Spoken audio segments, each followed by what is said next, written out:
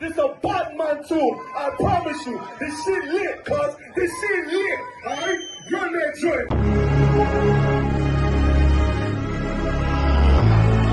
Niggas looking for the light. Me and my niggas prepared for the dog. Yeah. So we gon' get it on for the last days, nigga. I already know what it is. 140 for the rubber. They in the building, we in the spot. We can go to war and see who make it out. Earn your stripes, dog, you with us or not. We can get it on when it's on, it don't never stop. First you get that power, gotta hold it down. Watch your step, boy, you on holy ground. They in the building, we in the spot. We can go to war and see who make it out. It's a problem, tell them pop off. I die for, I let my colors fly, boy. For a nigga take me, they a drop dead. AR, clean them up like a mop pig. Say he cool, he bad, he really so tough. They like, damn, look what he did to Billy go rough. Little bitch think she Kiki Palmer, silly hoe. She know I'm that bull, but I ain't from Philly though. From the city where they say about that ribbon like petty poops. Know them niggas plotting, gotta deal with me. Can't catch me slipping, got to steal with me. Just left Alabama, bought a chopper from some hillbilly move. He made my life feel the blade. Leave them all bruised, come through like a plague. Rebel off the leash like a dog out the cage. Call me Johnny Blaze on One West May. Watch your step get stretched like a limousine. So my brother bring that blade back wet, that's my enemy. Little nigga, this that cult, need to talk. Niggas know I got blood in my cup, I just sip it like it's grenadine. They in the building, we in the spot. We can go to war and see who make it out. Earn your stripes, dog, you with us or not. We can get it on when it's on, it don't never stop. First you get that power, gotta hold it down. Watch your step, boy, you on holy ground. They in the building, we in the spot. We can go to war, let's see who make it out. Tell them niggas good night, here come the bitch. Look, told them niggas get right or get left. UPK, bad man, I pin to your flesh. Hellboy, rip the soul out of dead man. Shit, got the rate, the power, I been the showstopper. Yeah, they might hate, but I know they gon' watch. Zone on lock, and you know the flow prop. Iced out, got the drip out of David Jones lock. Know I got the plan, they say that you the man. No shit, Sherlock, I'm the one you heard about. Burn down the building, let them all watch. Throw that One West up, then I swear about. Sick with this shit, I do not need a detox. He don't watch a step, blow him out them Reeboks. We taking over, I'm sending the word out. Can't see me, little nigga, I put you in a bird box. Look, it's One West practical, gladiator, maximal. Creep on them slow, but that Glock fire rapid. All I want is more power, more straps to blow. Ain't got excuse for no car, he gon' have to go. They in the building, we in the spot. We can go to war and see who make it out. Earn your stripes, dog, you with us or not. We can get it on when it's on, it don't never stop. First you get that power, gotta hold it down. Watch your step, boy, you on holy ground. They in the building, we in the spot. We can go to war, let's see who make it out.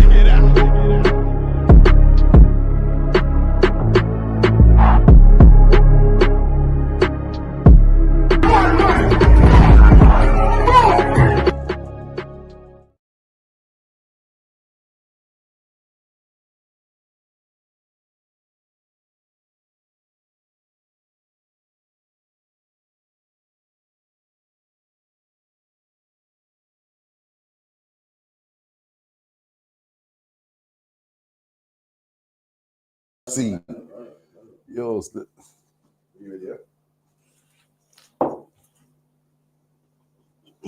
Shalom. Yo, Bashim Yoshai Braktar to the brothers. Yo, Shemai Ladan Bashim Yoshai to the sisters. We are the ISUPK, started out of 1 West 125th Street, Harlem, New York, under the command of General Yohana. And we teach that Black and Native Indians are the true Hebrew Israelites of the Bible, God's chosen people. Okay, with that being said, we're going to go through some of the schedules in the school. We've just had a feast day, the feast of the Memorial Blowing Trumpets. That was last night, live from the school. We're going to go through the schedule of the school for the week. And this is a regular occurrence. This is every week. It's a set program. So Monday night, we have the law class. Tuesday night, we have the brotherhood class. Wednesday night, we have the history class. Thursday night, we have the scripture breakdown class. Friday night is the Lashwan Kodash class.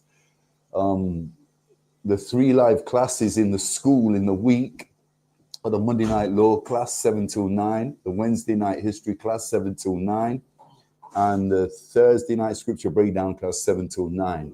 All classes are live on Facebook, Twitter, and YouTube from 7 till 9. But they're the 3 classes you can get down here if you want to attend class and become a student in the ISUPK under the command of General Yohana. That's Monday, Wednesday, and Thursday. Friday night after the Lashawan Kodash class, which means the Most High's Holy Tongue.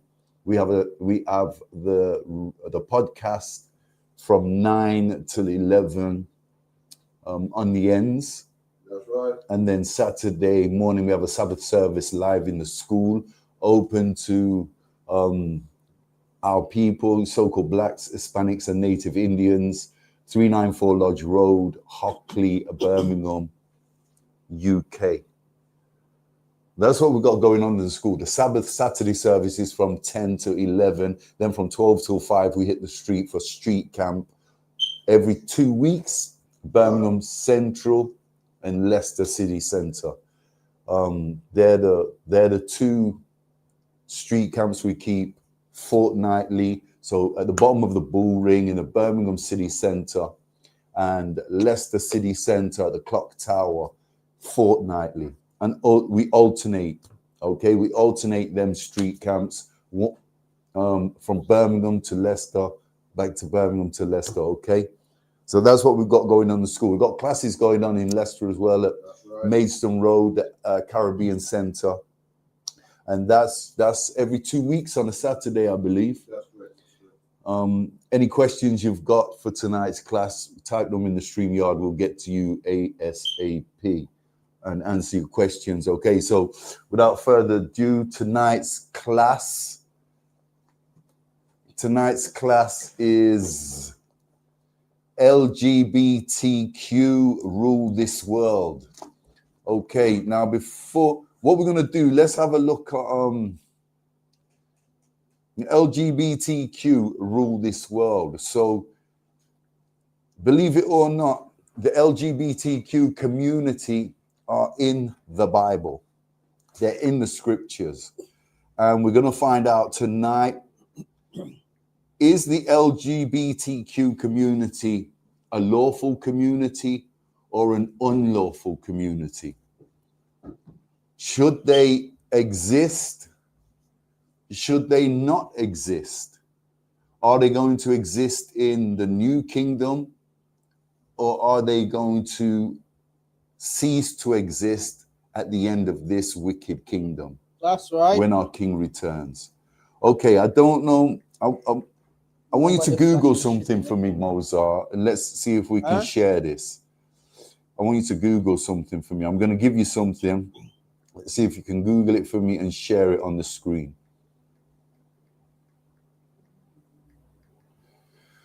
Okay, so type into Google the Buggery Act. That's what I call? Yeah, the Buggery Act.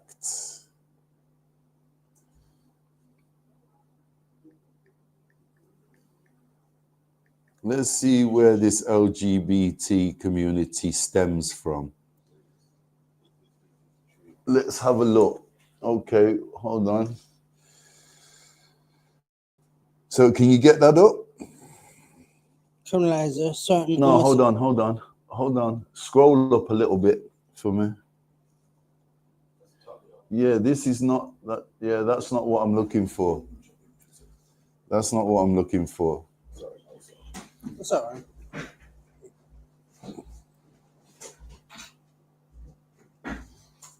This should come up, other one. That's what we're looking for. Oh, AI. Yeah. AI overview. Not Wikipedia, just the Google. Okay, let's. No. I think you formally. Scroll back down. Scroll back down for me. No. Oh, yeah, there it is. Right, yeah. No, go back up. Go back up. Keep going. Keep going. Keep going. Keep going. Stop. Go down a bit. No, up. Only known as. Okay, I'm going to read it from my phone. We're not going to be able to share it. Okay, so according to Google, the overview. The Buggery Act, which outlawed anal sex and was the foundation for sodomy laws in England and Wales, was effectively repealed and replaced by the Sexual Offences Act in 1967. Okay, so buggery is not something that has been legal for very long.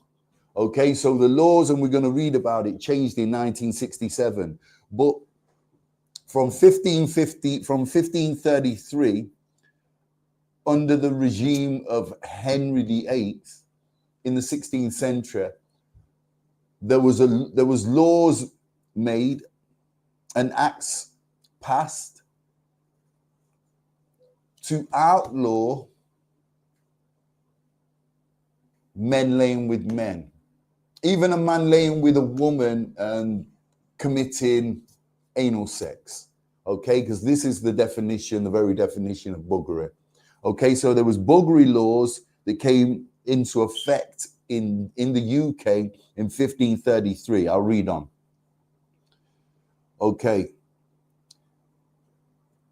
Was effectively repealed and replaced by the Sexual Offences Act in 1967, which decriminalized consensual homosexual acts between two adult men in private. Okay, so this couldn't be done in public or private. Okay, so in the Bible, we've got a story of Sodom and Gomorrah, where these people, the so-called LGBTQ community, were committing this crime, this heinous crime, anywhere. It was a common act, as we're going to see in the Bible, in the scriptures, for men to rape men in the times of Sodom and Gomorrah. Okay, but there was under the regime of Henry VIII, okay, in the 16th century, laws were passed at Parliament to outlaw buggery. So the LGBTQ community had a problem, and this coincides with the Bible, because we're going to have a look at the law of men laying with men, or buggery, in the Bible tonight. Okay, let me read on.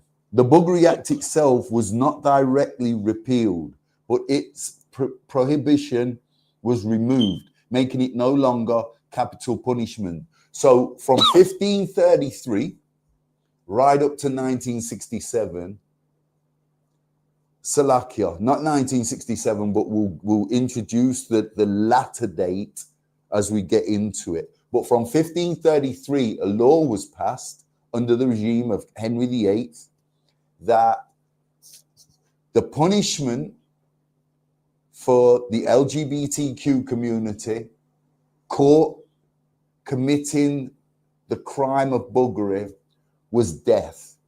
It carried the death penalty, which coincides with the biblical precept, a command for a man not to lay with a man, and if caught doing so, he would the punishment, the judgment for buggery in the Bible, a man laying with a man, is death.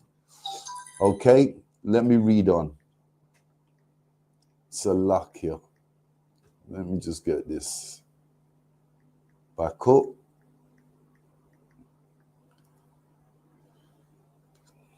The Buggery Act itself. Okay, here's a breakdown of the changes. The Buggery Act, 1533. This law made buggery a capital offence, which means it was punishable by capital punishment. The judgment for buggery, if you got caught, was capital punishment. That act was passed in 1533. Offences Against the Person Act, 1861. So in 1861, this offence was updated. It was updated, the punishment for this act in 1861. This act removed the death penalty for buggery, reducing it to a lesser sentence. Okay, so after 1861, no longer could you be punished through the death penalty. Why do you think that might have been? Well, the Bible has got a lot to do with it, but also, well, the Bible hasn't got anything to do with this act changing because the sentence becoming lighter. So what do you think, Moser? What do you think has happened? Why in 1861 did they get rid of the death penalty when under the regime of Henry VIII in 1533? But the being caught buggerizing another man carried the death penalty. Why do you think they changed it in 1861? I know that they changed the capital punishment in England because they hung the wrong person for a crime that was committed. But the buggery part, I don't understand. Well, let's say for peace sake, because we know what's happened in the modern era, the LGBTQ community was starting to get a little power from 1861. Okay, so if you was, we've got to be careful what we say, yeah, the terminology we use. So I think the correct terminology today, what is politically correct, is gay. Gay men in 1861 were becoming more in abundance. They was probably getting their foot in parliament, in law, in the judicial system in the UK. And this is when the Offence Against the Person Act of 1861 changed, and no longer could be tried by death, stand trial for the death penalty as a punishment for buggery. So it changed in 1861. Sexual Offences Act in 1967. This act decriminalized homosexuality acts in private between two consenting adults, men, over the age of 21 in England and Wales. So the law changed again just 60 years ago, 58 years ago, 1967.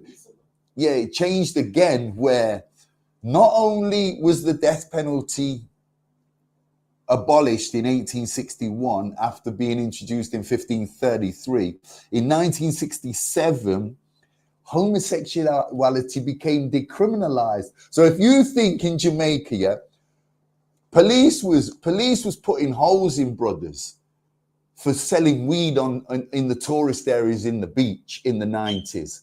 Now today, weed is decriminalized in Jamaica. If you haven't been Jamaica for a couple of decades, and you went to Jamaica now, you'd have a culture shock because you'd see police buying weed on the beach, in the clubs. You'd see people openly walking up and down selling weed. 25 years ago, they'd be getting harassed by police for doing this. Do you understand? And this is what's happened in the LGBTQ community. Since 1967, it's been decriminalized. So now, it's not lawful anymore. It's not lawful since 1967, but if you're caught doing it, you won't even get arrested. It's been decriminalized in 1967, which shows you the LGBTQ community are getting big now in the UK. From 1967, from this act is passed, the whole landscape of the LGBTQ community changed in 1967, which means a lot of judges, a lot of judicial people, a lot of barristers, a lot of people in the House of Commons, the House of Lords, the House of Parliament, parliamentary figures were part of the LGBTQ community. For this to have changed in 1967 so dramatically. So dramatically. Do we all get this? Let's have a look if there's anything else on this. I want to get a scripture on this.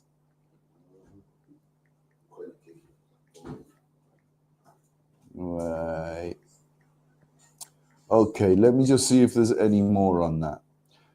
Therefore, while the specific Buggery Act was not directly repealed, its prohibition were abolished by subsequent legislation in 1967, which marked a significant step in decriminalizing homosexuality. So like we said, by 1967, the LGBTQ community didn't only have a foot in the door in the way this country was ran, but they was controlling acts and changing the face and the landscape of the law in this country regarding gay men and the LGBTQ community. Have we all got this? Any questions in class? One question. So it's because they denounce capital punishment. Why they likewise it apply to the LGBTQ? Well, like you said, Mozart, earlier, they made mistakes with capital punishment, so they had to tread very carefully who they hung in them days and who they sent to the gallows. But by 1967, the last man in the UK had already been hung. So for this law particularly to be decriminalized shows you how powerful the LGBTQ community really was in the 1960s in UK. And this is a time when, we know the Windrush, this is a time when a lot of Caribbean people will come into the UK and settle in. And we're going to have a look at this because the same Benjamites that came to the UK in the 50s and 60s fell victim to the LGBTQ community. Because like anything in this part of the world, where the LGBTQ communities, where Israel's concerned, blacks, Hispanics, and Native Indians, everybody wants a piece of us. Everybody wants us involved. Do you think it's just sports and entertainment? The sports worlds, the entertainment worlds, the spiritual worlds, the churches, the Christian church, the mosque, the Islamic mosque. Do you think it's just these communities that want a piece of our people? Our people are so great, everybody wants a chunk of us. The government, right. The LGBTQ community, they know that if they can get a black, Hispanic, or a Native American in a dress, cross-dressing, in heels, in lipstick, in makeup, in a long blonde wig, it's going to look attractive to the kids, to the youngers, to other communities outside of the LGBTQ community. And that's why this community's got too much power. They damn near rule the world. Let's get listen, this is a law class. Get me the book of Leviticus, chapter 20, verse 13, Baba Kashar. Let's have a look what the Salaki, you got something for his other one. So that you want black people to do it because it's more attractive, and you're right, because when you think of like a transgender don't act like a woman. He has like a black woman, like snapping the fingers and the neck. You know, not like Becky. You don't act like Fatima. So they know they want you to do it. Like they're telling you that a black woman is the woman to be. One of them is flamboyant and long nails and girlfriend and all that stuff. They don't act like regular woman, they act like black woman. So yeah, and that's a heavy point, Adawan, because you can just stand up in the club and watch Asian girls, European girls, watch all these nations watching our women. So our women have got something very attractive about them that these other nations' women don't possess or carry. So to turn our men into effeminate black females was the very goal of the LGBTQ since the 50s and 60s, since the Windrush, since we started coming over here in abundance. And that's apparent and that's evident in today's society. Because I guarantee you go to Jamaica, Antigua, Trinidad, Costa Rica, Guyana, Haiti, Dominican Republic. You go anywhere in the Caribbean in the 30s and 40s, you would not see men dressed in lipstick, fake eyelashes, fake fingernails, dresses, and heels. Fast forward to the 80s and 90s, and first generations born in the UK. Our parents have come over. First generations born in the 70s, 80s, second generation by the 90s. And by second generation, our young men are already dressing in heels, makeup, fake nails, dresses, all kinds of cross-dressing and effeminate nonsense that is, according to the Bible, an abomination. Let's have a look at the law. Let's have a look at what Moses recorded. Let's have a look at what the Most High God of Israel says about the LGBTQ community. Read that for me, Bible Kashar. What's it? What number? Leviticus 20 and 13. 20 and 13. You want me to read it? The book of Leviticus 20, verse 13. If a man also lied with mankind. If what? If a man also lied with mankind, as he lied with a woman, both of them have committed an abomination. Okay, so if a man, Moses says, if a man lies with a man as he lies with a woman, the two men have committed an abomination. We don't need to go and get a definition of abomination. We all know what an abomination is. You're filthy to the Most High God. You are. So a gay man, according to the Bible, is filthy to the Most High God. Right. He's an abomination. Read that again, Baba Kashan.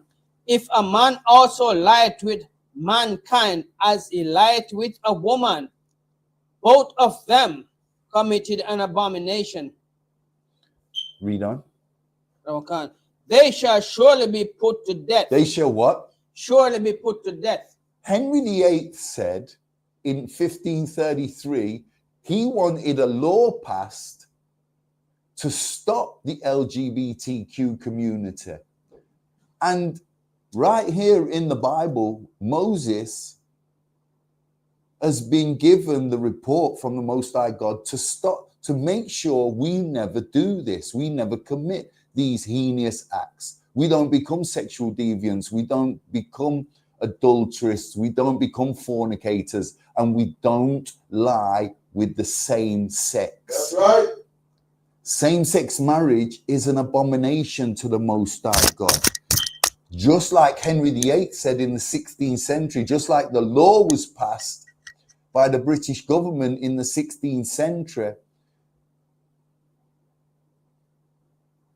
same-sex marriage was punishable by death. Buggery was punishable by death. A man laying with a man was punishable by death. And this is biblical. This is a law. This is a commandment from the Most High God. And if the Most High God gives you a commandment, you do not ignore it. That's right. You blacks, Hispanics, and Native Indians do not ignore it. Meanwhile, we're stuck up in that Christian church teaching our people that the LGBT community is the new era. And the Most High God doesn't hate a gay man because the Most High God changes with the times. He moves with the times. Homosexuality didn't cease to exist. It's Sodom and Gomorrah. It came back because the Most High God allowed it to come back. Well, that's not in our records. That's a damn lie. If you know our records, the priests and the prophets of the ISUPK know that's a lie. And that's the narrative that's pushed in the Christian church. And that's the narrative that's pushed in today's society, because the LGBTQ community rules this world now. They have the most influential people running their communities. They've got more money than some governments around the world. Are we all familiar with pink money? We're going to get into this. We're going to have a look at what pink money is. I mean, what you're saying is big because nowadays you can't watch a movie without scenes being in there. Scenes that don't make no sense. the cartoon.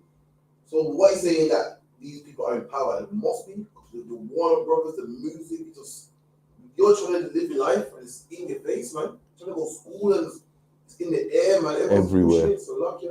You got something for us, Mozo? Even the common commercial, the last couple of seconds, it's there. The common, what you call it, you know, the EastEnders and every little thing. Anytime they can put a Black, Hispanic, or Native American in a dress and on our TV screens, they revel in it. They revel in that because they know a so-called Black, Hispanic, or Native Indian man in a dress with heels is going to be so attractive to the rest of the world. And their community is going to keep on growing and growing and growing until damn near half of the world's male population are part of the LGBT community. This is just bizarre. It's unlawful and it's an abomination. And it starts with our children. This is where we get it right in the ISUPK. We get it right because we take this nonsense away from our children from they are knee high. Get me Proverbs 22:6, Baba Kashar. Let's have a look how this starts with our children. If we get it right with our children, so-called Blacks, Hispanics, and Native Indians, we've got nothing to worry about. Our children will follow the laws of the Most High God. They will not transgress, and that you won't catch our children in the ISUPK in lipstick and in nails. Coming home from school talking nonsense about, Mummy, Daddy, I want to try on my big sister's dress. That's not happening around here. That doesn't happen around here, but that happens in the Christian church, regular to our people. Read that, Baba Kashar, when you're ready. The book of Proverbs 22, verse 6. Train up a child in the way he should grow.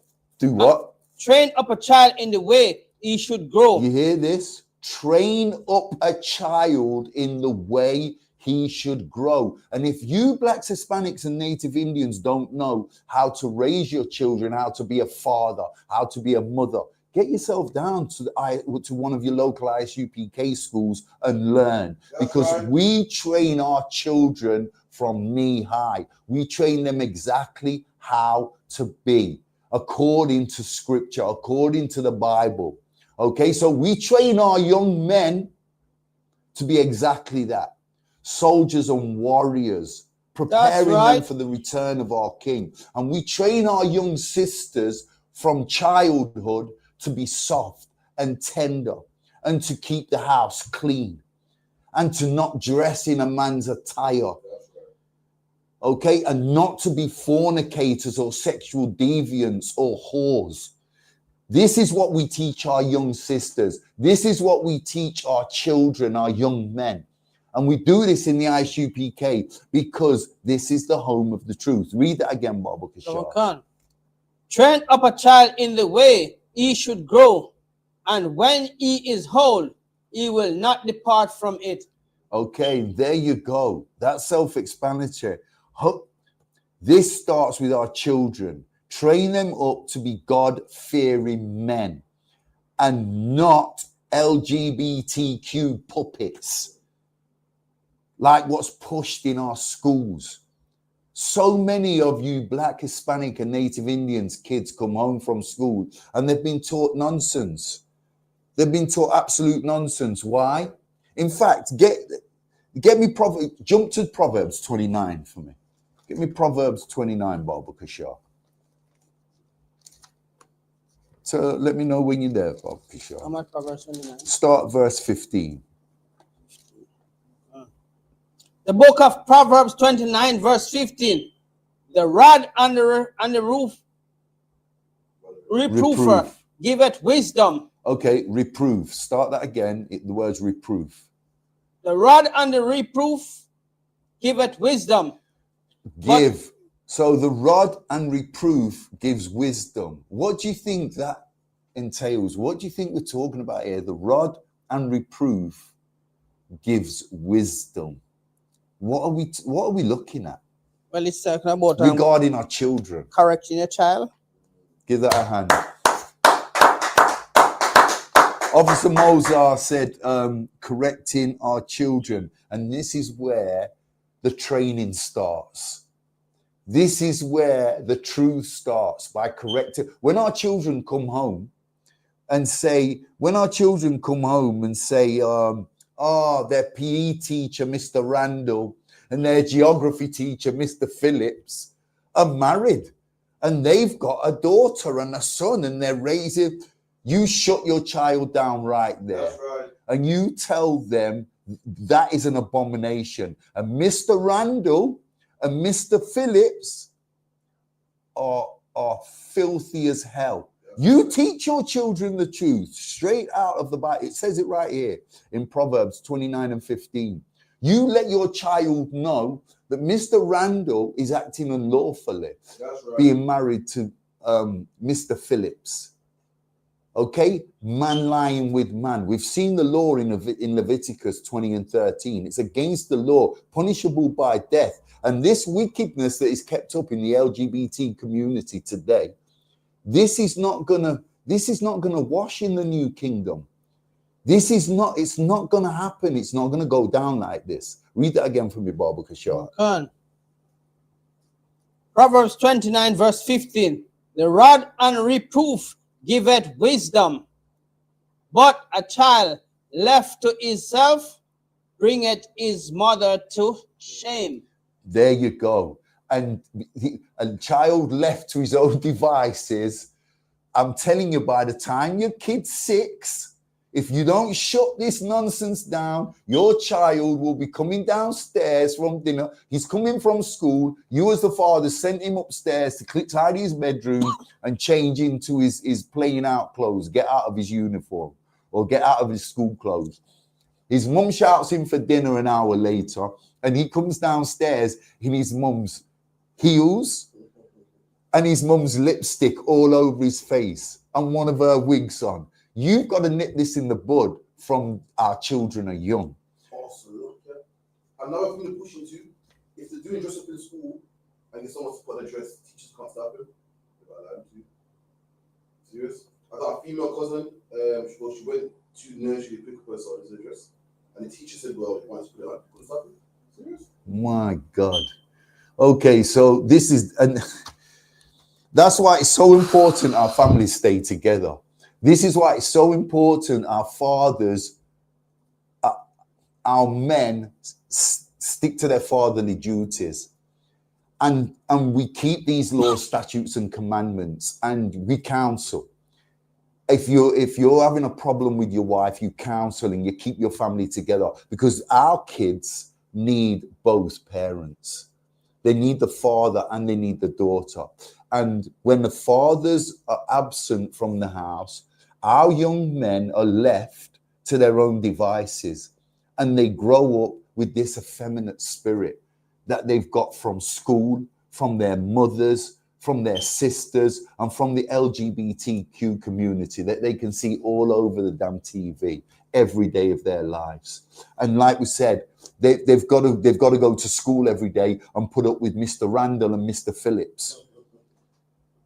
You understand? And Mr. Randall and Mr. Phillips are married, and they're gay as hell. And they're pushing the LGBTQ community in form class, in the tutorial class, registration. They're pushing it from registration from 9 o'clock in the morning. And our kids are faced with this all day until they leave school at 3:30, whenever school finishes now. You got something for us, Mozart? If you even check it out, they even set an appointment that transgender can come into the school and brainwash the kids. Witches can come into the school and tell them that God could be a woman. All of them crap they think. Well, they're talking about God could be a transgender. A woman. So they're trying to put God in that LGBT community. Well, that's fine for them. They've got their God. Let their God be a transgender. We've got the one true God of Israel. That's right. We've got the one true God of the Bible. And we've got records to show and prove to the world what he can do. And that LGBTQ God that they worship, guess what? It's over for that God. That God's not going to make it. Tell him pack his bag. Give me Genesis 3:1, Baba Kashar. Let's have a look at the LGBTQ, what they really are, the oppressor. Because you know the LGBTQ started from the oppressor. We all know this, right? You don't think that we had anything to do with this. We fell into their trap. Okay, read that for me, Baba Kashar. Okay. No, the serpent was more subtle than any beast of the field. Read that again, Baba Kashar. No, the serpent was more subtle than any beast of the field. The serpent was more subtle than any beast of the field. Who do you think this serpent's referring to? Who's it synonymous to? Esau. The oppressor, Esau. Read that again, Baba Kashar. No, the serpent was more subtle than any beast of the field, which the Lord God had made. And he said unto the woman, Yea, God say he shall not eat of every tree of the garden. Okay, so this is not only the forbidden fruit from the tree of knowledge. This serpent has pushed the LGBTQ community on our people for the longest.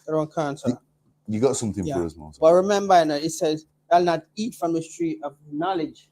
So the knowledge that Esau came with, the oppressor came with, was homosexuality. Nobody wanted that knowledge. There you go. And that's what I was going to touch on next. The serpent is synonymous to the oppressor. This man is so subtle. He's so subtle with his words and his language. And you can see that in the LGBT community when they're doing their marches, their gay pride marches, and they stop and they've got their podium and they do their speeches. They're subtle as hell. The things that they come out with are subtle as hell. They're full of trickery and deception, just like the serpent. And that's why they're so synonymous to the serpent. That's why our kids are being taught same-sex marriage is normal. And they're taught this from school. And that's why we have to grab them and train them from young. Listen, and I know I say this every week. We've got these records for a reason. This is no joke, you know. This is no joke. We've got these records for a reason, and these records are the very thing that keep us on the opposite side, the direct opposition to the LGBTQ community, because these clowns damn near rule this world now, and they're snatching our children in abundance away from our families, you blacks, Hispanics, and Native Indians. And the only thing that's going to save our kids is the ISUPK. That's right. Under the command of General Johanna. There's no other way, because we teach our records to the letter of the law. There's no other remnant of people in the world that teaches the truth out of the Bible. There's only a small remnant in this world left that teach the truth out of the Bible, and that is the ISUPK, right, under the command of General Johanna. Okay, is there any questions? Yeah, I want to more comment. When you see the serpent more so, it's like throughout history, if somebody wanted to push a doctrine, they go to war, unalive everybody, push it on you. This man's so subtle, we don't have to do it. This man can't do it. Can't. I've never met a man so subtle, man. Life is good, man. Can't. Yeah, it does. It definitely works. Give me Deuteronomy 22:5, Baba Kashar. Here, LGBTQ, they've just took over since 1967, and this is the group that got this law passed. How the hell do you go from doing something that's so unlawful, it's punishable by death, to punishable by prison, to decriminalized?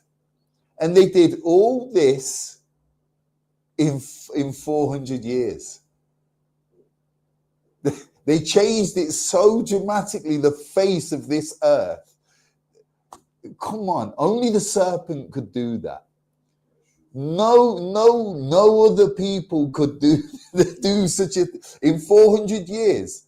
400 years, they've divided and conquered. You got something more, sir? Okay.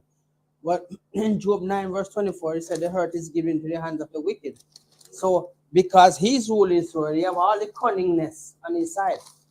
I mean, so for you to challenge him in his world, you have to be able to have your world to make your laws. So you can separate yourself, but we don't have that. So because this world belongs to him now, and we are in this world, he used every trickery to force his fools upon Right. money, any opportunity. Just like that man in Leicester yet used to kill the people, a man. His name is Dennis Nielsen. He used to treat the liquor boys much because he was a butcher in the army. Then when he left the army, he started working with the job center. And at that time, job was really scarce. So what he do? He seduced the liquor boy. Oh, I can make your application go through quicker. Just come to my house and I'll help you fill it up. And he kill them. So you see, all every step of the way where they're doing things, always trickery. If they tell you to come and do this, look over your back. Watch your back. Deception in the absolute. Yeah. Absolute deception. Full of trickery, so subtle. And it starts with our kids. Let's not forget this. They target our children first. And you know why how do they target our children? They got our children thinking cross-dressing is normal. You know, all the boys get the effeminate parts in the play at school. So they have to put on females' attire. And they've got all the girls playing. I mean, at my daughter's last, what did they call the Christmas play? No. What did they call it? Festivity play. Is that the Christmas one at school? Okay, my 10-year-old daughter. Yeah. And not my 10-year-old daughter, because I wouldn't allow this. But a girl played. How backward is this? What play is it called? Nativity play, yeah? The Christmas play. A girl played Joseph and a man played Mary. How LGBTQ is that? You tell me these people don't damn near run the world. They run our schools. They run primary schools. They run secondary schools. They run a portion of the government. How the hell in the nativity play did a 10-year-old girl play Joseph, a man's part, and a boy played Jesus's biological mother, Mary? How the hell does that happen? And does that work without the influence of the LGBTQ community? Somebody tell me. Okay, so this starts with cross-dressing. They're teaching our children at school to cross-dress. Let's have a look at the law, what the law says about cross-dressing. But you got something, Moza? But if you watch the narrative along the way, all along, the subtle snake went to Eve because Eve is younger. Eve is weaker than the male, right? So he convinced her to do whatever. Then when you look at slavery coming down the line, what they did, they wipe out all the elders with the knowledge and take the younger one them and groom them in the way that you become servants and accept your position as servants. Tell you that your skin color make you inferior to him. How can my skin color make me inferior to you when you are the one with the skin problem? And you want melanin because you lay on the beach all day to get brown. Yeah, right. Bizarre, then you ridiculous. Come now with this LGBT, the letter community, alphabet community. They now target the younger ones because we, the older ones, are more hardened. You can't come close to that foolishness. Because we know how you're supposed to wake up now in bed with no man as hard as me in the bed. Now something wrong. So what you do? The influence, like, oh, let's go have a play over. Tell your mom that you need your cup because you can't sleep over tonight. All of these things are the trickery of the father. Right? Now your son will come over. Mom, you know what? I slept in the bed with Richard last night, and he was hugging up to me and kissing. What? I'm gonna have to knock on the door and ask what's going on. Come in and have that. Deuteronomy 22:5. Cross-dressing. This is why we've got to grab our kids from young and train them up. Train them up in the ISUPK under the command of General Yohanna. This is what's going to save our community. This is what's going to save Israel. This is what's going to stop us from being wiped out. That's right. Completely and utterly. Deuteronomy 22:5. The book of Deuteronomy 22 verse 5. The woman shall not wear that which pertaineth unto a man. Okay, so Mary in my daughter's nativity play should be played by a little girl. Little girl should be in a dress, not a little boy. That's right. Read.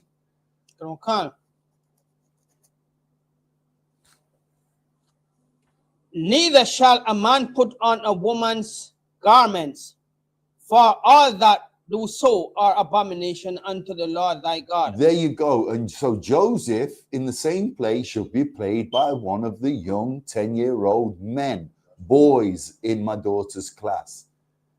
They shouldn't be teaching our children at 10 years old to cross-dress.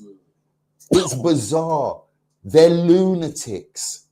And we've got to be careful what we say online regarding the LGBTQ, but I'm not having my son come home talking gay pride. He wants to go on the next gay pride march.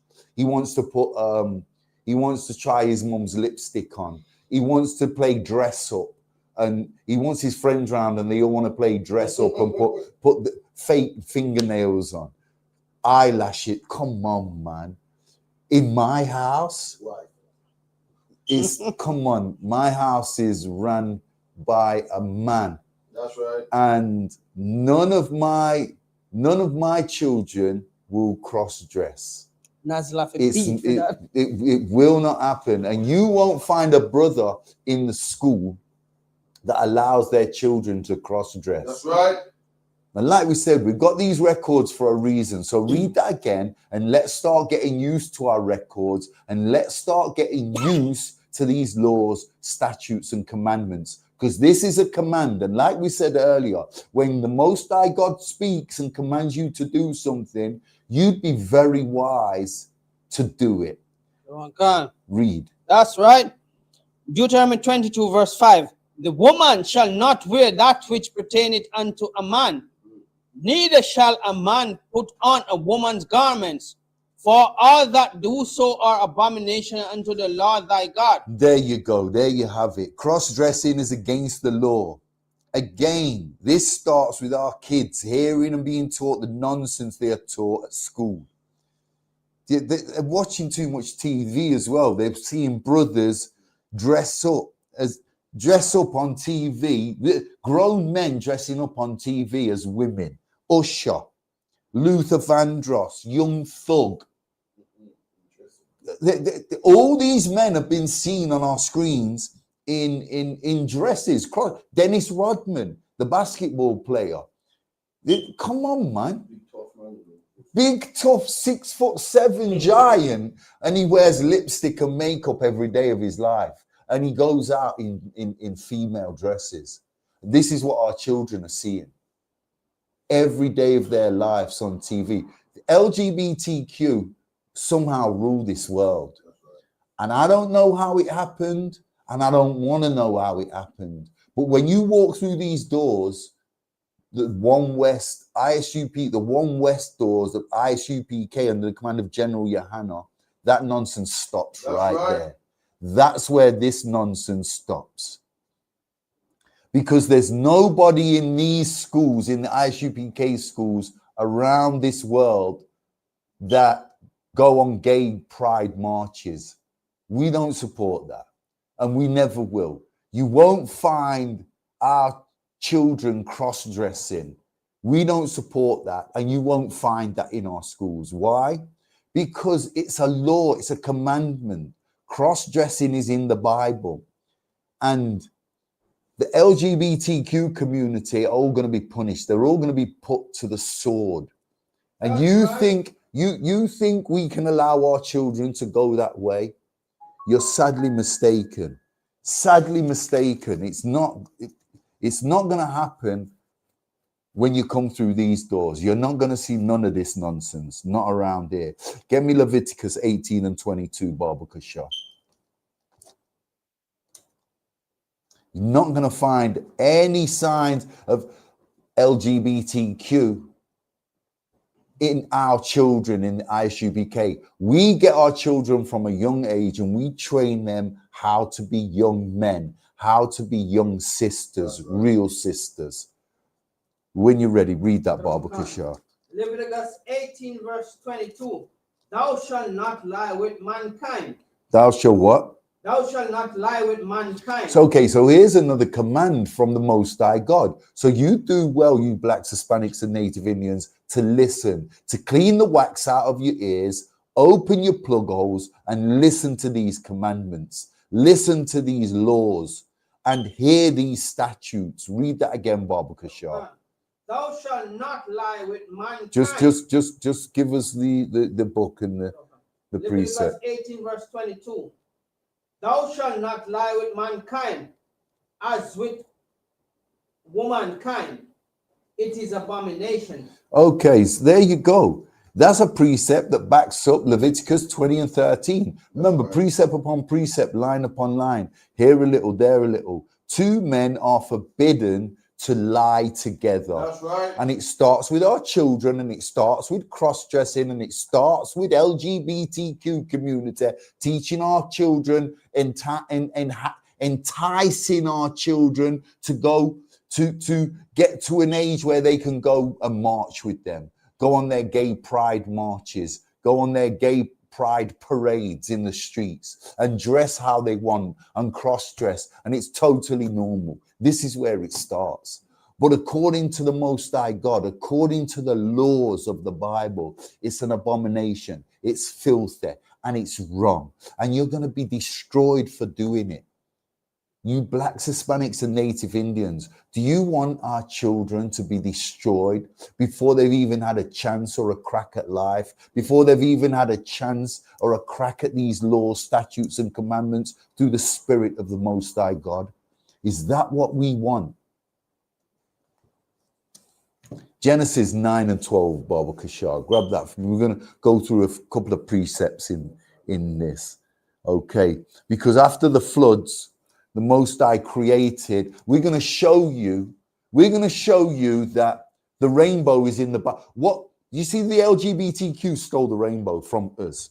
You blacks, Hispanics, and Native Indians. That rainbow was that. Do you know before the floods, there was no such thing as a rainbow? Before Noah's Ark, and we all know the story in our records, the story of Noah and the Ark, how Noah and his 7 family members were saved. Yeah. The rainbow was made as a reminder, to remind us of our covenant with God, our agreement with him, his promise to us that if we stayed lawful, stayed obedient, kept our vow, didn't go LGBTQ, didn't go left, didn't go right, stayed on the straight and narrow, kept these statutes, kept these commandments, kept his judgment, kept our oath with him, that rainbow in the sky would always be a reminder of our covenant with the Most High God. LGBTQ only took it and stole it and made it their own. And when you go on these gay pride, when you filthy demons go on these, let me be careful. When you gay men, you black, Hispanic, and Native Indians go on these abominable gay pride marches with in your LGBTQ community, just remember them rainbow colors you're donning were already yours. They already belong to you. They're a reminder of your covenant with the Most High God. You're so special, and you've turned your back on God to be part of that LGBTQ community. Read that for me, Baba Kashar. Genesis 9 verse 12. And God says, this is the token of the covenant. This is a what? Token of the covenant. What's a token? What is a token? Does anybody know what a token is? It's like it has to be in a physical form. Like A token is a symbol. A token is a symbol of something. So God is giving us a symbol. It's a token. It's a symbol. Read that again, Baba Kashar. And God says, this is the token of Salakia. Just read the chapter in the book again. And God said. No, the chapter. Genesis 9. Genesis 9 verse 12. And God said, this is the token of the covenant which I made between me and you. Okay, so just to add to Moses, is verse 1. We've started at verse 1. So read that again, Baba Kashar, from the top. You don't need to pronounce the precept again. Verse 1. Khan. Genesis 9 verse 1. No, 9. Salakia, 9 verse 1. My bad, I'm confusing the situation. My bad, Salakia. 9 and 12, sorry. Salakia. The book of Genesis 9 verse 12. And God said, this is the token of the covenant which I made between me and you. Between who? Between me and you. No, between me and the serpent. Between me and you. No, between me and Esau. Between me and you. No, between me and Ishmael. Between me and you. You being Israel. You so-called blacks, Hispanics, and native Indians. Read. And every living creature that is with you for a perpetual generation. Okay, for a perpetual generation. So this means forever. That's right. And this means that it's a token, a symbol of our covenant. What is our covenant? An agreement? Because it's an agreement. Yeah, our covenant with the Muslim. Because we're the only people in the world, you blacks, Hispanics, and Native Indians, that have got a covenant with the Most High God. You can read this Bible 1,001 times. You won't find another people apart from us that have a covenant with the Most High God. And this is a stark reminder of that covenant. What is the token that's a stark reminder? Can anybody answer me that? What is the token that's the reminder to us of the covenant? The rainbow. The rainbow. The bow. The bow. What? You keep reading, you say. Salakia. You keep reading, you say, I think. Khan. Yeah, verse 13. It is. It's now. It's coming up now. Verse 13. I do set my bow in the cloud. What? I do set my bow. Bow meaning rainbow. This is just an abbreviation of rainbow. I said, what is a bow? Think of a bow and an arrow. The arch shape. It's an arch shape. What shape is the rainbow? Arch. So the bow is talking about the rainbow. The bow the Bible talks about is the rainbow. Read. I do set my bow in the cloud, and it shall be for a token of a covenant between me and them.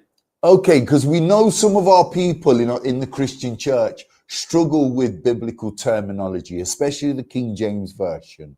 So a lot of our people, so-called blacks, Hispanics, and Native Indians, will read bow in the Christian church or in their LGBTQ community and not realize it's talking about the rainbow.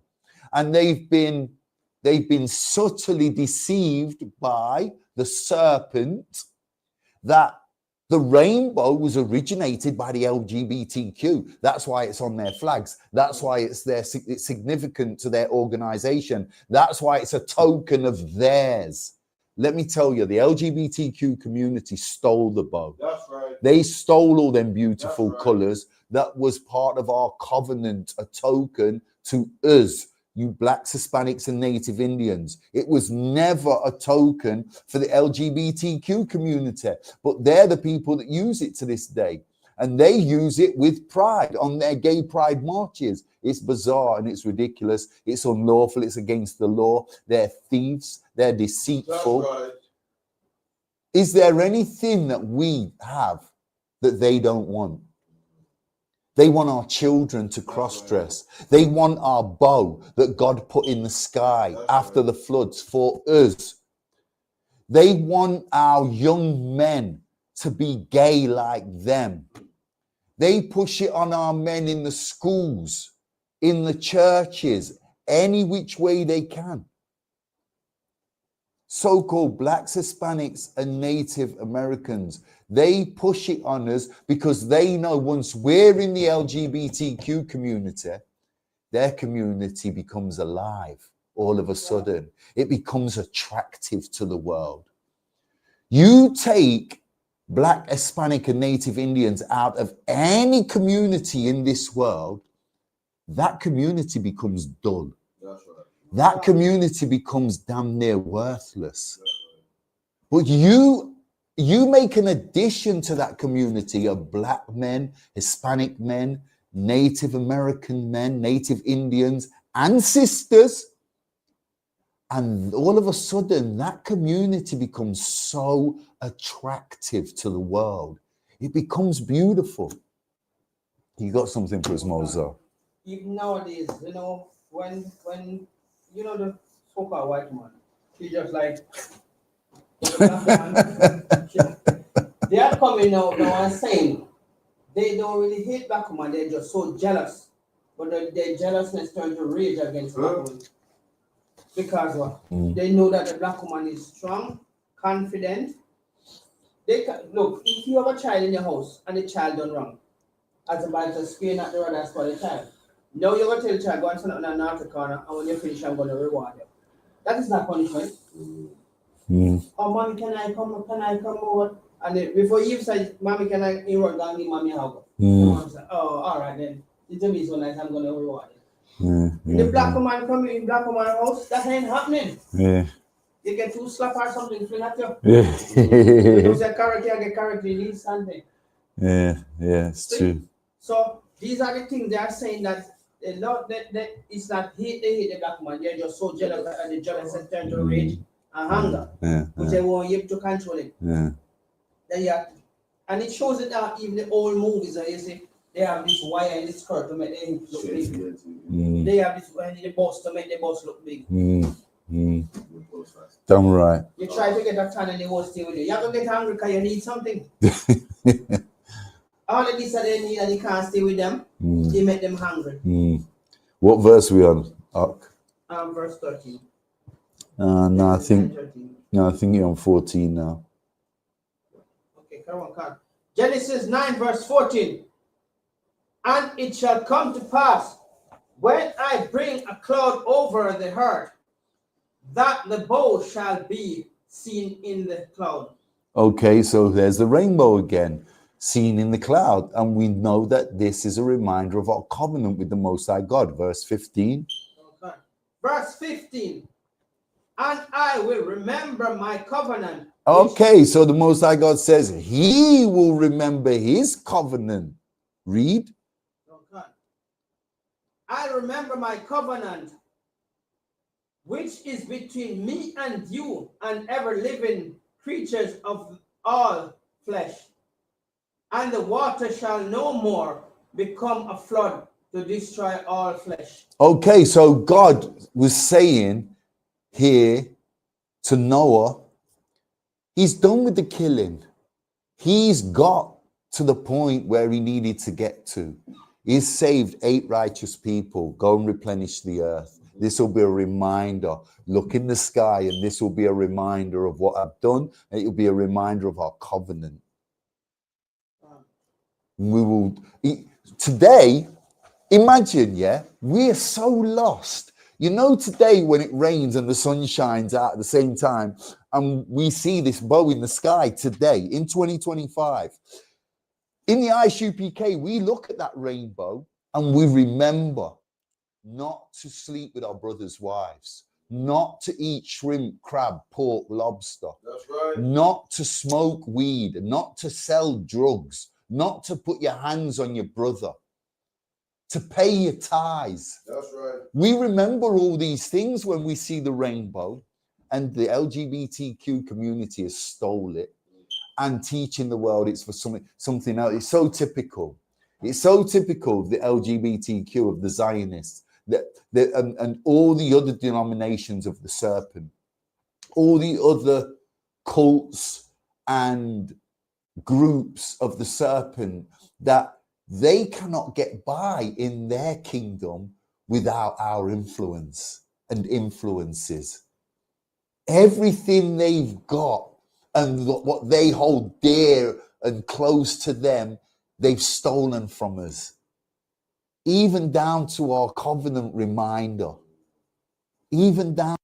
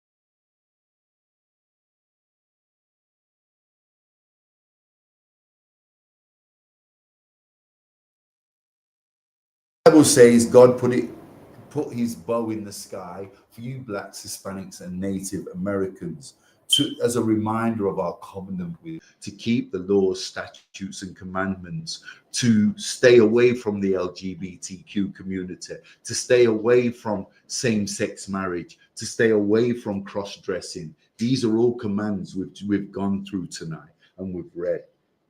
And that applies to us, so-called blacks, Hispanics, and Native Indians. Give me Genesis 19 and 4, Baba Kashar. We're going to have a look at Sodom and Gomorrah before we I want to get through some of the story of Sodom and Gomorrah, which is relevant to the LGBT, because this is where LGBTQ started. That's right. It started in Sodom and Gomorrah in the days of Lot and Abraham. Lot is Abraham's nephew. So Abraham, the prophet Abraham, Isaac's father, is Abraham's Abraham. Yeah, Lot is Abraham's nephew. Isaac's father is Abraham's nephew. Isaac Abraham's granddad? No. Isaac is Abraham's son. Yeah. Lot was Isaac's cousin. Nephew. Yeah. Hold on. Lot and Isaac were cousins through the loins of their fathers. Abraham was Lot's uncle. Yeah. Abraham was Lot's uncle. Yeah. He's a cousin. Okay, let's have a look at let's see where this LGBTQ community stems from, and let's see what happened to the LGBTQ all the way back when, according to our records. Read that, Baba Kashar, when you're ready. Genesis 19 verse 4. But before they lay down, the men of the city, even the men of Sodom, come past the house round about, both old and young, all the people from every quarter. Okay, so Sodom and Gomorrah harbored 5 cities. This is a land that harbored 5 cities, yeah? And the residential men were evil as hell. That's right. They were evil as hell. They were the ancient LGBTQ community.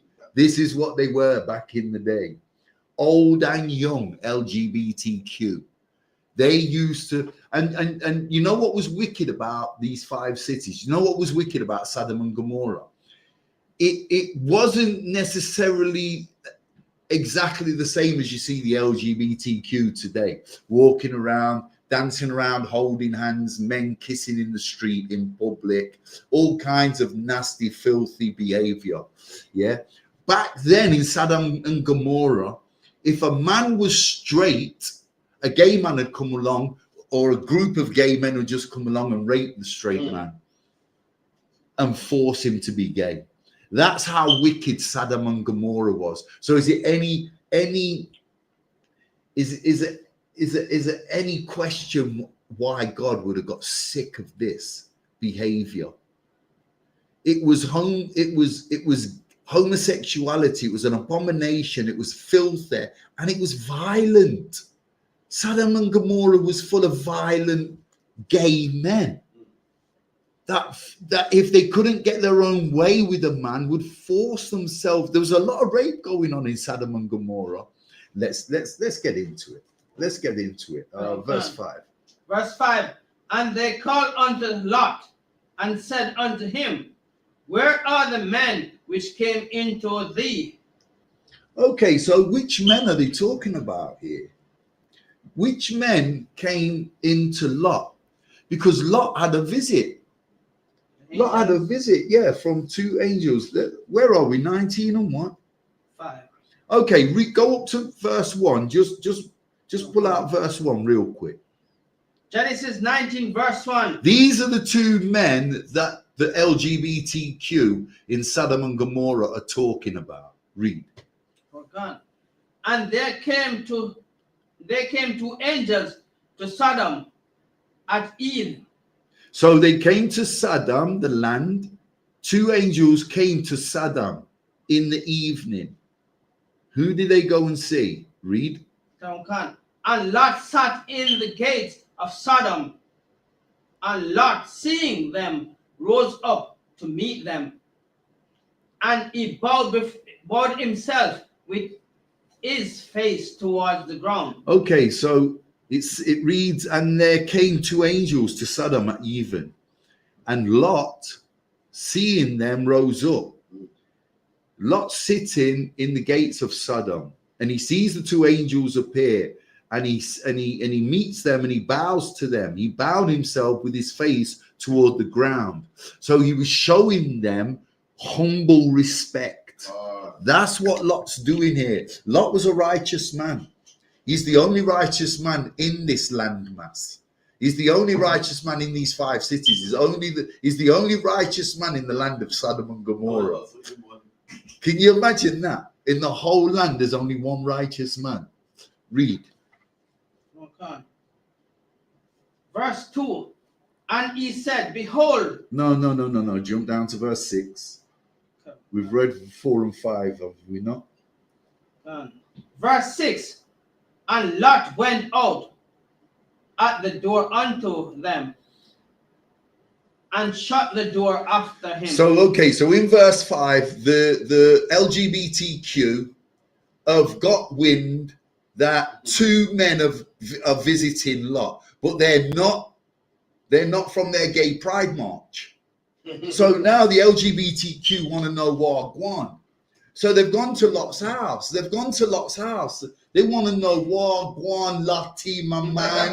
What's going on, bro? what are you doing harboring these two Negroes? What's happening? What's going on? We want to be filled in. Lot, what does Lot do? Shut the door before them. Slams the door in their face. Why? Because Lot knows what these scoundrels, what these gay men are after. They're rapists, they're murderers, they're LGBTQ. That's right. Lot knows them. He lives amongst them. No, I'm not going to say he labors amongst them. He lives amongst them and he labors amongst them. The Bible says, know the men you labor amongst. Well, Lot knew these men. He knew exactly who they were and what they were about. And he's being a good host. He's being the perfect host. He's protecting these two men, That's right. these two angels, from the baying mob, the baying LGBTQ mob that are at his door. Verse 8 or verse 7? Verse 7. And said, I pray you, brethren, do not so wickedly. And said, I pray you, brethren, do not so wickedly. So Lot's telling them, I don't want you to do this wickedness. I know what you've come for already. These two men are protected by me.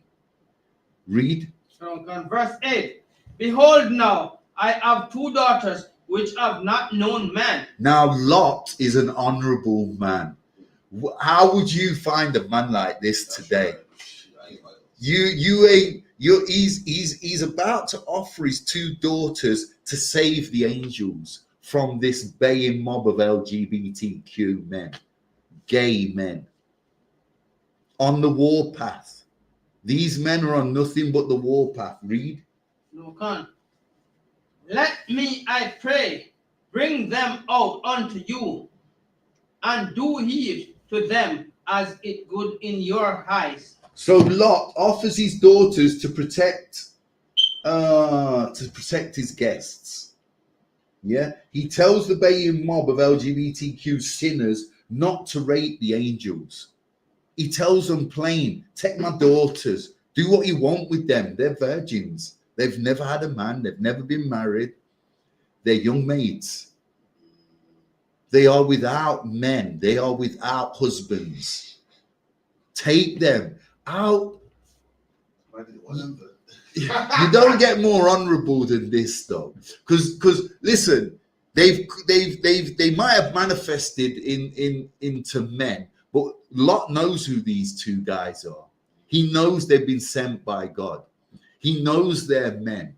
I mean, he knows they're angels. He knows he's got a job to do, and he's a man full of honor.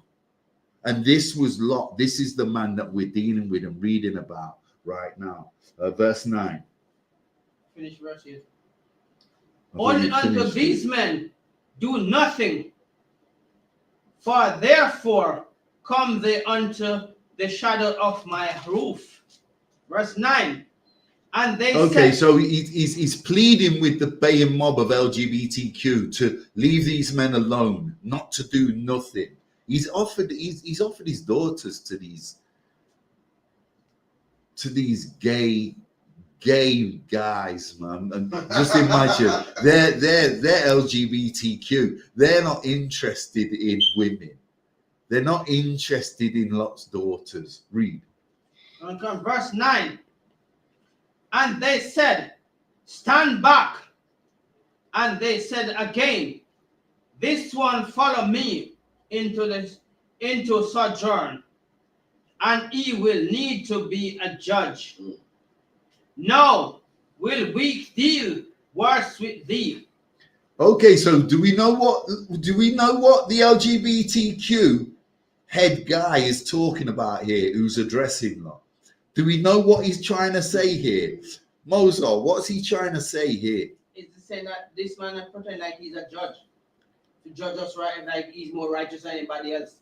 So listen, let me deal with him even worse. Yeah, they're gonna deal with break him. Kind of one like saying perfect. You've got it. And You've got it. Bang on. You've got it. You've got it. So the LGBTQ sinners, yeah, the LGBTQ sinners told Lot to move out of the way as they could get so that they could get the angels, because they didn't appreciate Lot judging them.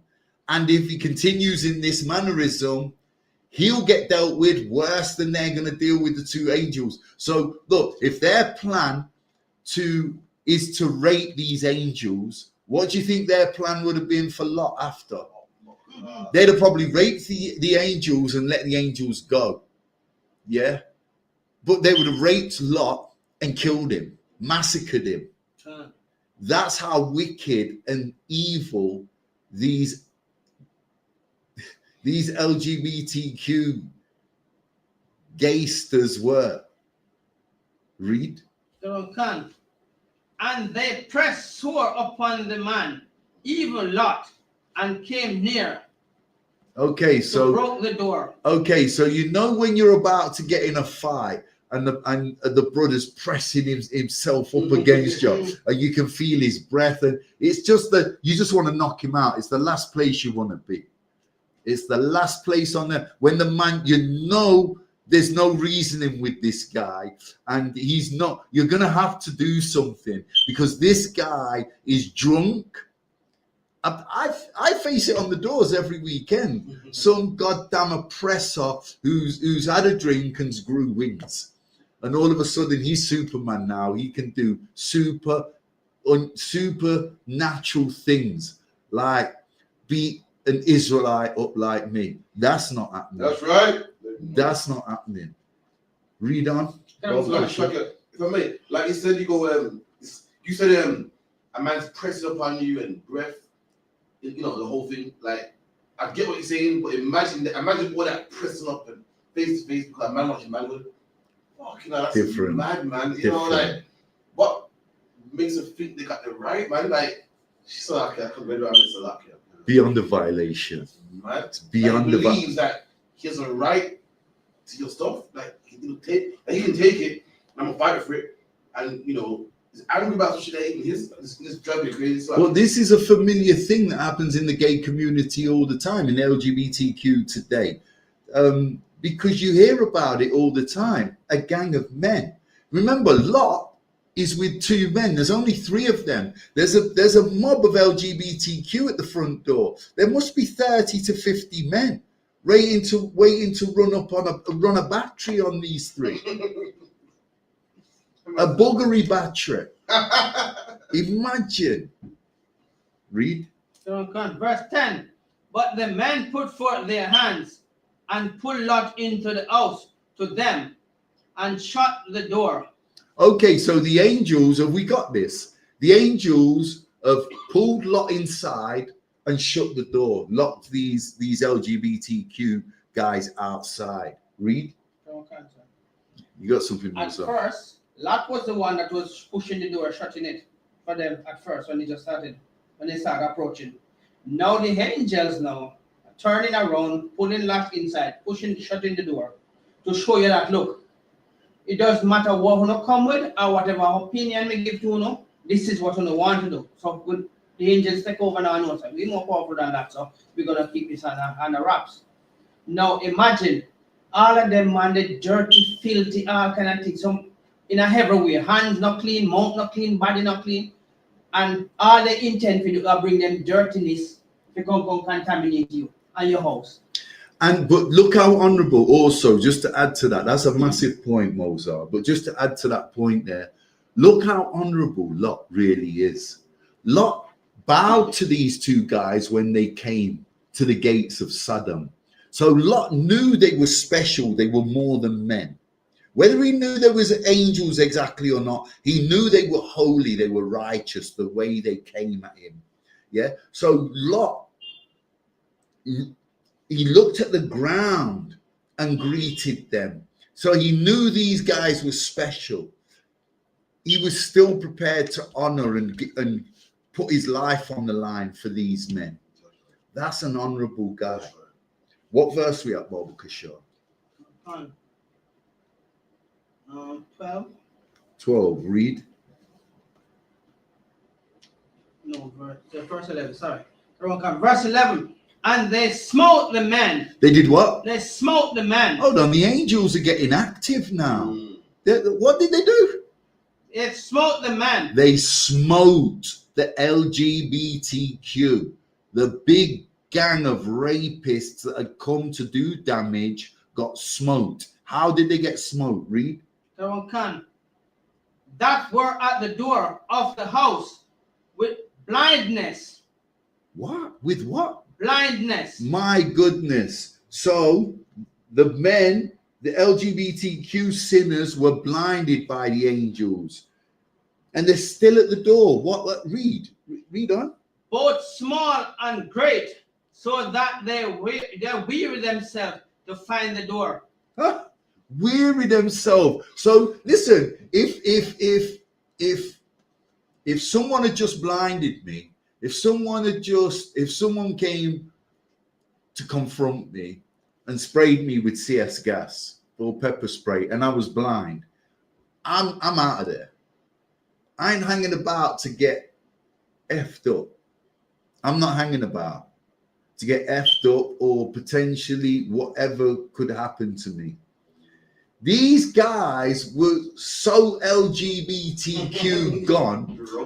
They'd been blinded and they were still there at the door lingering. They didn't care that they was blind. They were still there with intent. Read.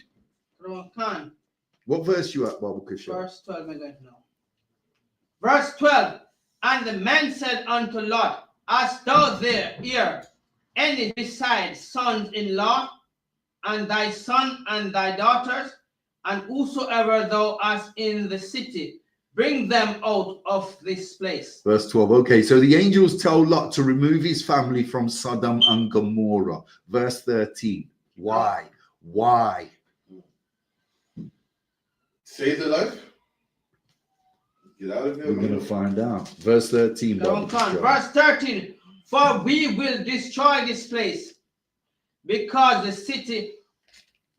cry of them is wax great before the face of the God. Okay, why did he tell his family to get out of the city? Because the Most High God is about to destroy this place and remove it from the face of the earth and all its inhabitants. So LGBTQ are about to get destroyed. That's right. That's why these angels have come. This time I will be. That's why these angels have come. Read. Before the Lord, and the Lord had sent us to destroy it. Verse 14. Salakia, read verse 13 again. For we will destroy this place, because the cry of them is wax great before the face of the Lord, and the Lord hath sent us to destroy it. Okay, so the angels, that's black and white. The angels are telling you, we've come to destroy Sodom and Gomorrah. The Most High God sent us. And this is another command. When the Most High God commands, you get the hell out of the way. That's right. You move the hell out of the way, or you face the same. You're in line for the same judgment. That judgment's not going to swerve you. It's going to go roll through you like a steam train. It's over. And the angels are telling Lot, get your family and clear off. Get yourself into a safe haven, a sanctuary. I think it's a place called Zoar. We'll get to it. Let's jump down to verse 17. Verse 17. And it came to pass, when they had brought them forth abroad, that he said, Escape for thy life. Wow. Our sins far outweigh the sins of the heathen. And because everything we do is always in the spotlight, you see where this is going. Read that again and read all the way through. Verse 7, Genesis 9, verse 17. And it came to pass, when they had brought them forth abroad, he said, Escape for thy life. Look not behind thee, neither stay thou in all the plain. Escape to the mountains, lest thou be consumed. Okay, so he's been warned to take his family to a sanctuary, a safe haven. Okay, do you know why? Do you know what this is really about? You see, when we do something wrong, it's highlighted more than the heathen. Why do you think that is? Because we are supposed to be the example, the righteous people. That's right. There you go. And we have that covenant. The rainbow belongs to us, That's right. not to the LGBTQ community. It's not, the rainbow is not full of gay colors like they want you to believe. Them colors in the rainbow are colors of war. The Most High God is a man of war. But we think yellow, orange, purple, green, red. We see these colors as gay, something we've been duped. We see them as something that they're not. Have we got something there? Yeah, brother's got comments, not major. So the brother's saying, this comment, what he's saying, you said that why do they want us to join their team? The brother goes, because we're the light that they are trying to dim out. Yeah, just comment what he's saying. That's true. Okay, our sins far outweigh the sins of the heathen because everything we do is always in the spotlight. We play sport. When we play sport, we look better than them. When we study in the classroom, we study harder than them. When we model Gucci, Fender, Louis Vuitton, guess what? Guess what? The catwalks and the runways are made, we make their garments look fashionable. That's right. That's what happens when we put on Louis Vuitton and Gucci. No wonder they want our rainbow. No wonder they want us in their community. No wonder they target our children. No wonder. We are the greatest thing since sliced bread. That's right. And much more than sliced bread. And much more than hard-o bread. Trust me. Shall we go on? Go on. Now, in fact, jump down to verse 22. Genesis 19, verse 22. As thee escape thither, for I cannot do anything. Not haste thee. Meaning Make haste, hurry up.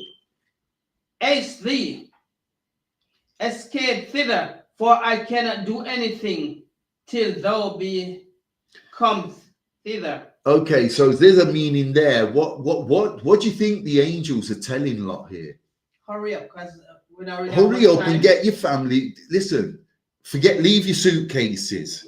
Leave your suitcases with Virgin Delta. We'll get them later. We ain't got no time for that. This is the Passover all over. This is a rush thing. Get the hell out. There's something coming and it's hot. You don't want to bun up in this. Get the hell out. The angels are telling Lot. Read that again, Baba Kushar. Verse 22. Haste thee, escape thither, for I cannot do anything till thou be come thither. Therefore, the name of the city was called Zoar. Zoar. So that is Lot and his family's sanctuary. That's their safe haven in this time. In this for this incident, the angels are telling him to go to Zoar. Because guess what? Have you ever seen a volcano explode? On TV, yeah. Have you seen it? Don't just pour like lava. Stuff spits out. It starts raining lumps of fire, cold fire. And if you're underneath that and one of them hot rocks hit you, it cooks you. It goes straight through your skull. It goes straight through your body. There's no deflection. It don't slap you and bounce off you and burn you and you run away. It goes through. It's so damn hot. It goes through your skin and cooks. I heard that the lava comes from the center of the earth. The core of the earth, the hottest part of our planet. The problem why the canopy have to explode is when the pressure builds up, something have to give way. So any weakness within the volcano, that's where you come up, right when the canopy. There you go. There you go. Sometimes it's so big that it make a loud sound. So you can hear from when I watch the documentary about it. It's so loud when it explodes. I remember all of that methane and fire and everything is a boy. So the angels told Lot to get his family and go to Zoar, which is a safe haven, which is a sanctuary for Lot and his family to start all over again. Read on. Come on, verse 23. The sun was risen upon the earth when Lot entered into Zoar. And there you go. There's that safe sanctuary for Lot and his family, his people, his immediate people. Verse 24, Babu Kashar. Come on. Verse 24. Then the Lord rained upon Sodom and upon Gomorrah. Did what? The Lord rained upon Sodom and upon Gomorrah. My God. He rained what? Brimstone and fire. He did what? Rained brimstone and fire. Wow. LGBTQ, done. You're done. You're finished. And you think our God is easy. This is going to happen to you again. And guess what? We don't want you dragging down our people with your so-called blacks, Hispanics, and native Indians. Read that again, Babu Kashar. Okay. Verse 24. Genesis 19, verse 24. Then the Lord rained upon Sodom and upon Gomorrah brimstone and fire from heaven. So God destroys Sodom and Gomorrah with fire and brimstone. This is in so many bashment tracks. This is in so many reggae tracks, fire and brimstone. And that shows you how close we are to our records. When we don't, some of our people don't even know our records and still have that spirit to write songs about with terminology from our records. Read on, Babu Kashar. Verse 25. And he overthrew those cities and all the plains and all the inhabitants of the city. How many cities? We've already mentioned it. How many cities were in Sodom and Gomorrah? Is it 4 or 6? Five cities, and it rained fire and brimstone, and he destroyed the whole land, all 5 cities. Read.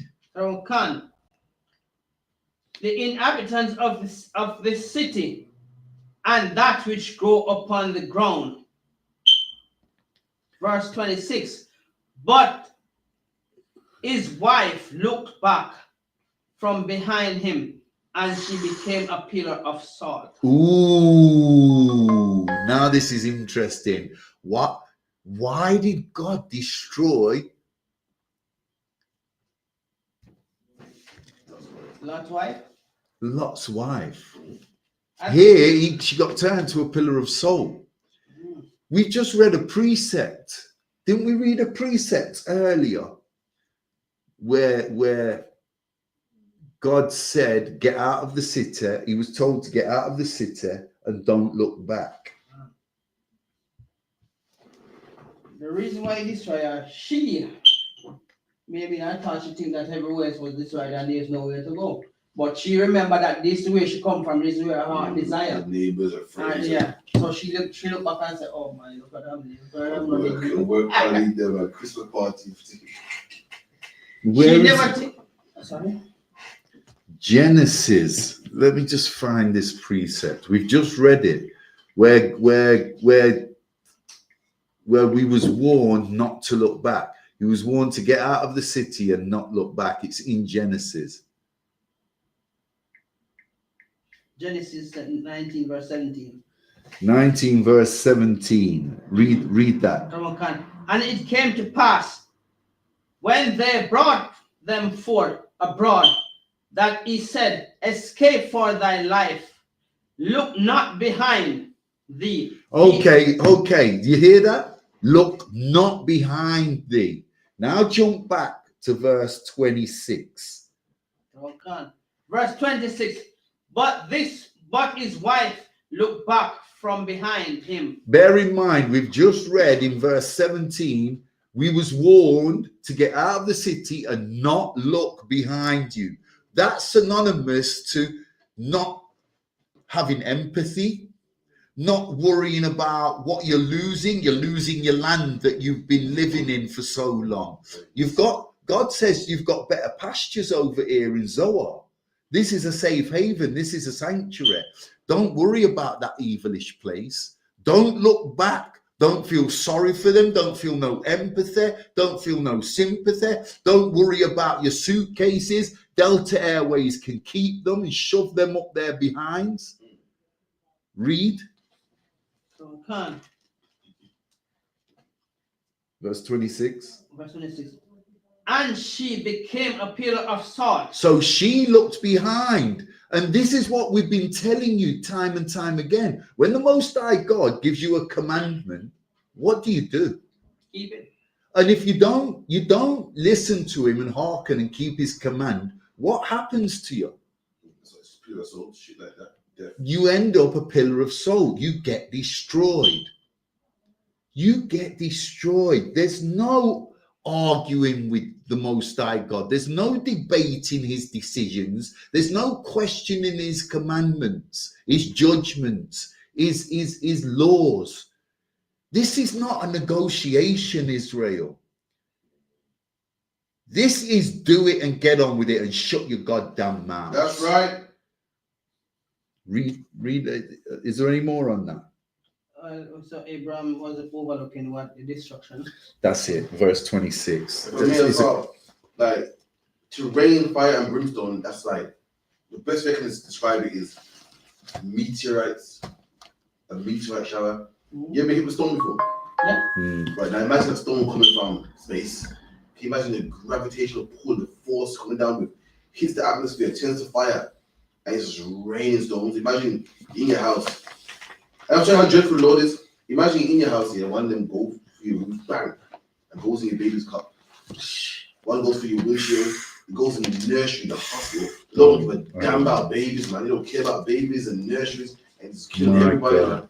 It's no joke. Okay, just before we finish then, I think we got the message about LGBTQ. Just before we finish, we're going to close now. Do we all know where ISUPK are in the Bible? Do you know how we combat the LGBTQ? Do you know that we're in the Bible? This is why we've got these records, so we never forget who we are. This is the ISUPK under the command of General Yohana. Get me Isaiah 1 and 9. ISUPK is mentioned in the scriptures. Listen to this. All over. The other one said, the captain says all over. But this is specifically talking about as this precept. Isaiah 1 verse 9. Except the Lord of hosts. Except the Lord of hosts. Read. Had left unto us a very small remnant. We would be like as Sodom and Gomorrah. No, we should be. Okay. Read it again from the top. Take your time. Verse 9. Except the Lord of hosts had left unto us a very small remnant, we should have been as Sodom, and we should have been like unto Gomorrah. So you imagine the Most High God left a remnant of people.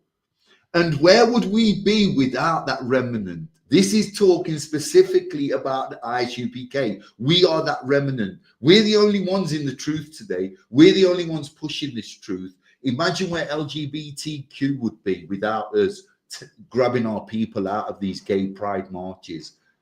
Teaching them that the rainbow doesn't belong to LGBTQ. It's a covenant. It's a reminder, a stark reminder to you of how much God loves you and treasures you and doesn't want you in that LGBTQ community. But he wants you at 394 Lodge Road. That's right. He wants you in ISUPK under the command of General Yohana. And that is exactly what this precept is saying. That's what it's talking about. This remnant that the Most High God left today is the ISUPK under the command of General Yohana. And with that, I'm going to call the class. That's right. I'm going to clap it up. Individual, going to give one case to the teacher. Individual, I imagine Shabbat. I imagine Barak. Yahweh Hashem Yahushua Brakatah. Yahweh Hashem Yahushua Brakatah. Yajamata. Dismissed.